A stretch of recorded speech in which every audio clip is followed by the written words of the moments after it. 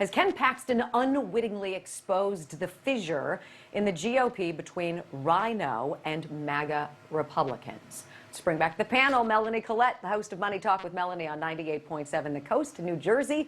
Wendy Patrick hosts Today with Dr. Wendy on KCBQ The Answer from San Diego. And syndicated radio host Joe Pags joining us from San Antonio. Melanie, 20 articles of impeachment. Why were so many Texas Republicans so eager to get rid of this guy? I mean, it seems like the charges against him could be leveled against a lot of government officials, but this was so urgent. We'll read the tea leaves. Indeed, and it actually smacks, it sounds a whole lot like the Trump impeachment to me. And you have to think that they have other motivations that are behind impeaching this man when he was so overwhelmingly reelected. There's a whole lot of collusion that goes on. I hate to use that cliche, uniparty again, because I used it in the last segment, but it's very true. Yeah, that's true. And I'm just saying it just as true. So you have to think that, you know, what is going on behind closed doors? Why do they hate this guy so much? And it's probably because of his conservative views, and that many Republicans have moved themselves. They call themselves moving to the center, but what they're really doing is moving to the left and trying to move the rest of the party with them. Consequently, the Republicans look like Democrat light these days instead of looking like the party is supposed to look. Yeah, and Joe, I want to bring you in because this is your state, right? Ken Paxton, known Trump advocate, spoke on January 6th at the Ellipse, loud critic of the 2020 election results, pushed back repeatedly against woke initiatives, and had just announced his investigation into Big Pharma for misrepresenting the safety and efficacy of the COVID shots. I mean, am I drawing too many connections here?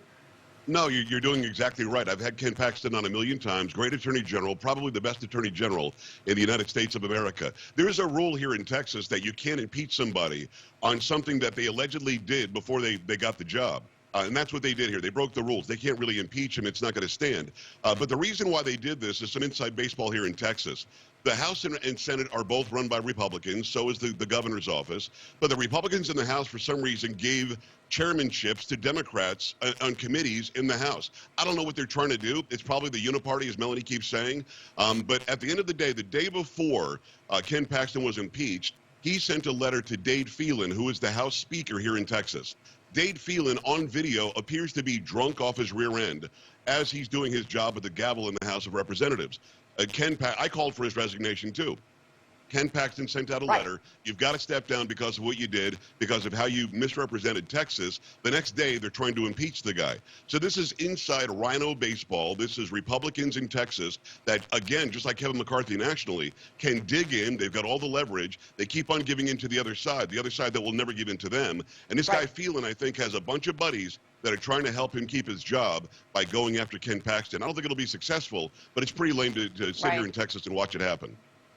Right, no, for sure. And Wendy, CNN tells us impeachment is what can happen to bad people when they do bad things. I mean, listen to this.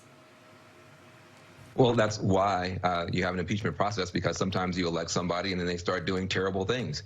If he wasn't doing terrible things when he was elected in November, or if it wasn't widely known, then the voters would have to wait for a re-election to deal with possible real malfeasance. Hi, Joe Biden. I'm baffled here at the hypocrisy. Everything Texas House members accuse Paxton of doing is totally eclipsed by the bribery scheme the House Oversight Committee has unveiled against the President of the United States. Wendy. You know, there's a lot of details to the Ken Paxton impeachment, and Joe Pags graciously didn't go into all of them because some of them get quite salacious. So I'm just going to sort of hit sort of the highlights of what's the impact of saying somebody is guilty to begin with. I mean, I'm a 30-year prosecutor, all right? Everybody's innocent until proven guilty in a courtroom. Due process is important, too. So here you have the House panel recommending unanimously Paxton impeachment. Obviously, it goes to the Senate, and we'll see what happens there, much like the President Trump impeachment debacle. But, you know, one of the things, and, you know, Joe can correct me if I'm wrong, but as I understand it, he's been relieved or temporarily suspended from his duties as Attorney General. And if that's true, and if you have somebody that's doing a great job for the state, well, then it makes the same argument as we sometimes make in other contexts, is whether or not somebody is temporarily impeached, because obviously he hasn't gone to trial in the Senate yet, query whether or not that should relieve him from doing a good job for the people, if in fact that's what the people of the state want. And that's a problem here when you have people being immediately vilified just upon allegation. No doubt. And you know what? There are six aides of Ken Paxton's who've stepped forward and they say, you know what? We're going to step out of our roles so that we can testify on this dude's behalf, because he wasn't allowed to hear any witnesses against him. There was no evidence presented against him. This was a 3-hour smear campaign, right? Melanie, this is not the way we do law and order and justice and right and wrong in America. I am very curious as to whether or not they have him on videotape doing any of these things, like say, I don't know, a Biden who very famously is paying a hooker, smoking crack. We have evidence of falsified documents on a gun application because, I might have been super high while I was filling it out, even though it says that you're not supposed to be on drugs. Like, are we serious? Did they have any of that preponderance of the evidence before they removed this man? My guess is no. And to the other Wendy's point, it is no. How do you do that? You're supposed to be innocent until proven guilty, and you're already punishing him by removing him from his job. Perhaps he's got a nice fat lawsuit waiting in the wings when this is all over. This happened to the Oath Keepers, though, guys. They did this to the Oath Keepers. We're going to put you in prison for 18 years, not for what you've done, but for what you could do, Joe. It's the same idea.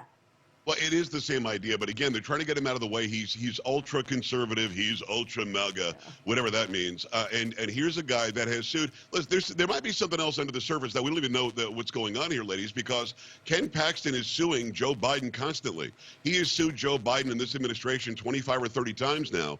And here's a guy that will not stop being a thorn in their side. And again, you've got a faction of the House of Representatives in Texas. The Senate's much more conservative, but you've got a segment there that just wants to be like Republican light. They just want to get along with everybody and have martinis, maybe even while they're working, with the everybody on the left. Keep in mind, if the left ran the House in Texas, they would never give a chairmanship to a Republican. That would never happen. Yet the Republicans keep on genuflecting to the left. Ken Paxton, I think, is going to be fine, but there's no video as far as I know. I don't know if he's been suspended from his job. That was news to me.